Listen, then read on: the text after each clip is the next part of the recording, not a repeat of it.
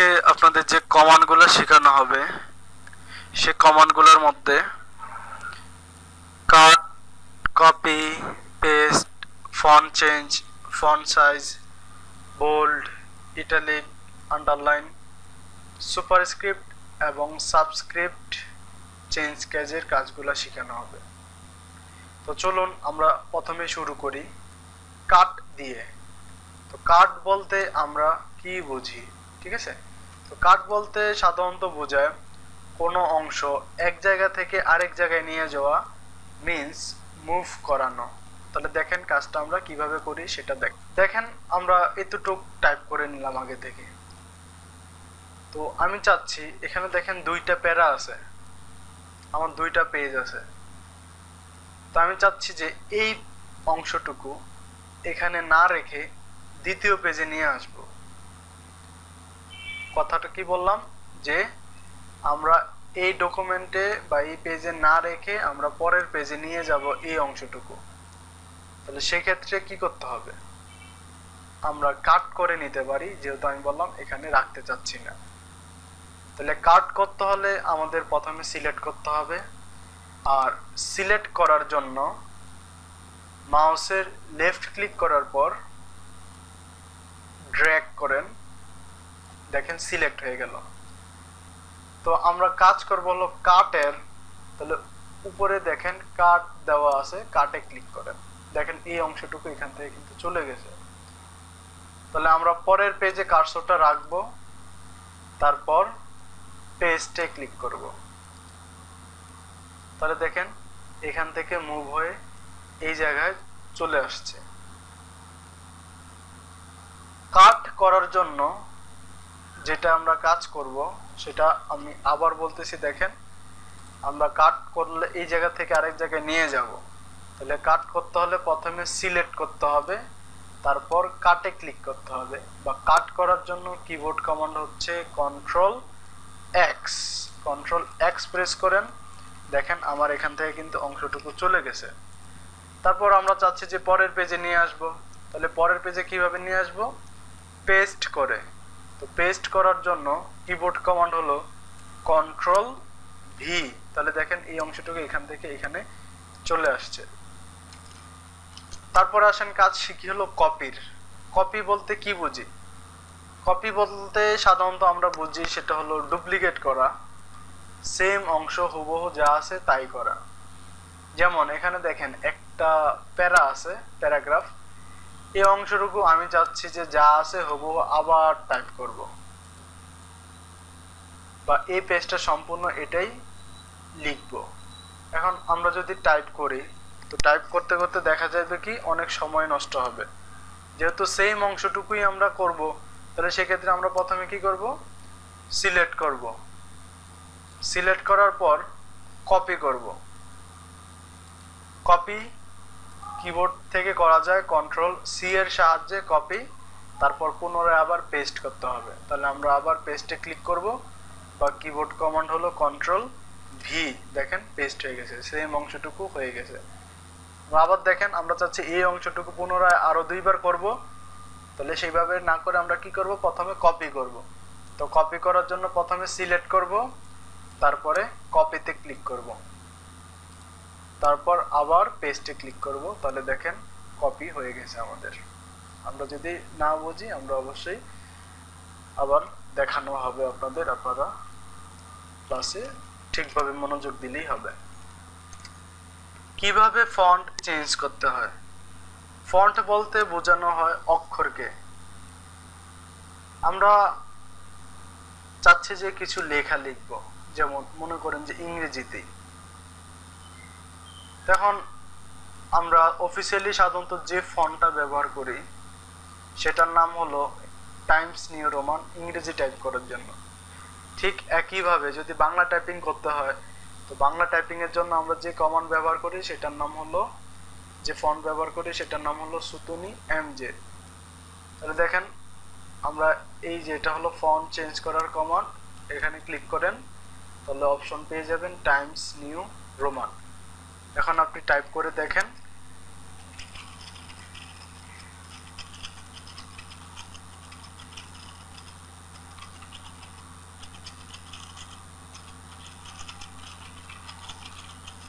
তাহলে আমরা একটা লাইন টাইপ করলাম।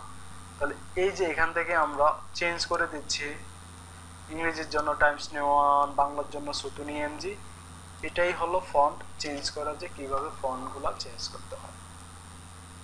তো ফন্ট চেঞ্জ করার জন্য কিবোর্ড কমান্ড হলো কন্ট্রোল ডি, আপনারা এটা দিয়ে চেঞ্জ করে নিতে পারেন। এখন আসেন লেখার সাইজ, মানে ফন্ট সাইজ কিভাবে চেঞ্জ করতে হয়। তো ফন্ট সাইজ হলো লেখার সাইজ কতটুকু হবে সেটা। তো অফিসিয়ালি আমরা লেখার জন্য যে সাইজটা ব্যবহার করি সেটা হলো 12 থেকে 16-র মধ্যে।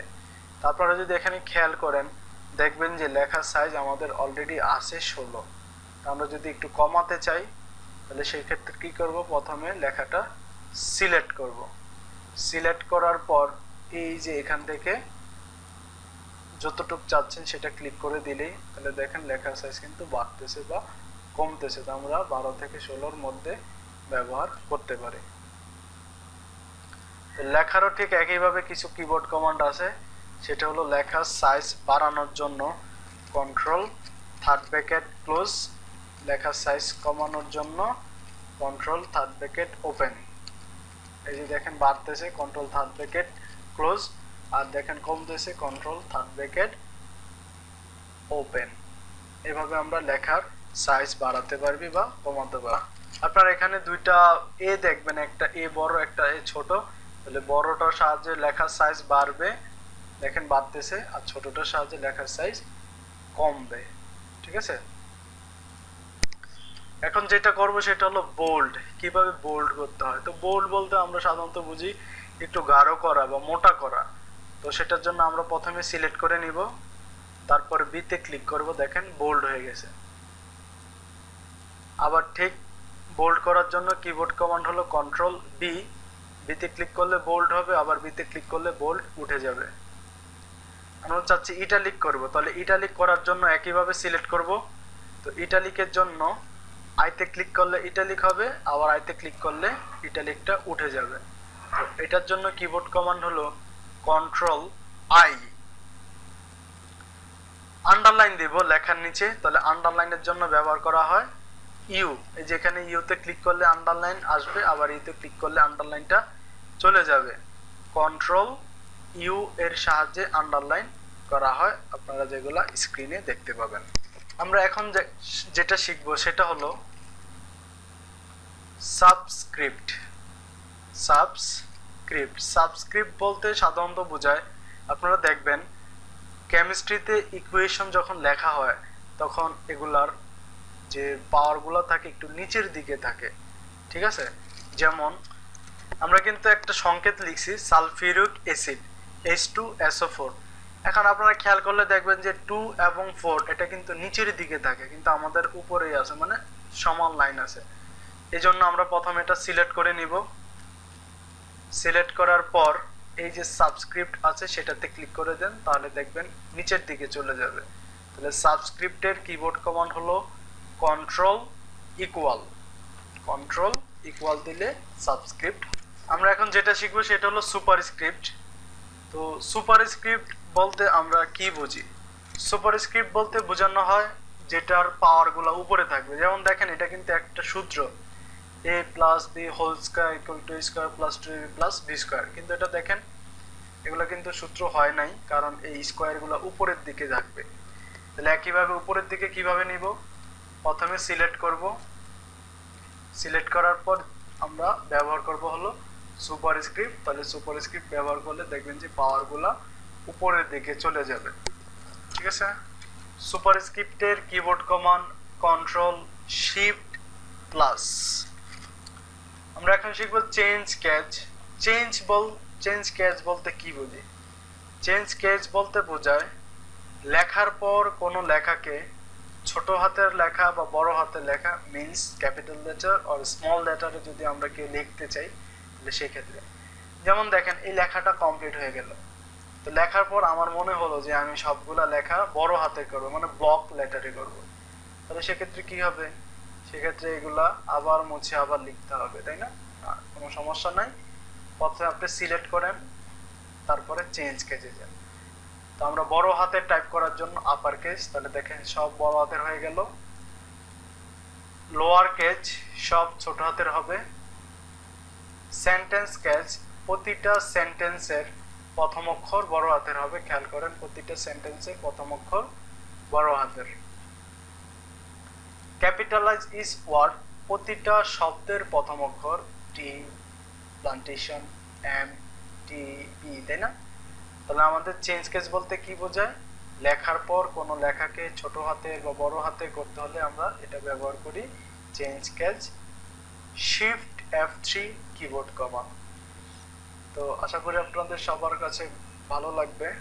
তারপরে আমি আপনাদের জন্য নতুন একটা ভিডিও নিয়ে আসবো ইনশাআল্লাহ পরের ক্লাসে।